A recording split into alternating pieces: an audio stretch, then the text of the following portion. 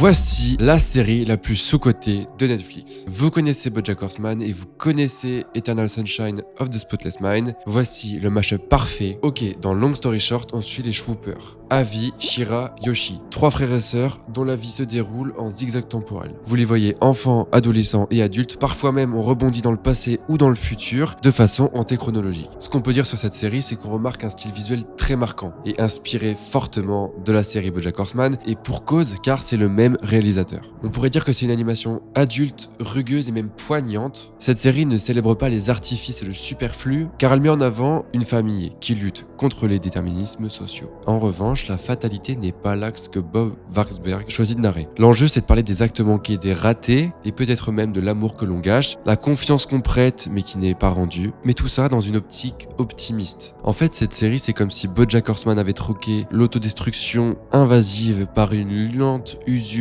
tout en gardant la même justesse. Et cette même tristesse drôle. Alors oui, Long Story Short ne donne pas à première vue les outils pour tout réparer, mais quand tu regardes de plus près, tu te rends compte que tu regardes ta propre famille, tes propres années, tes propres « et si ». C'est une longue histoire, alors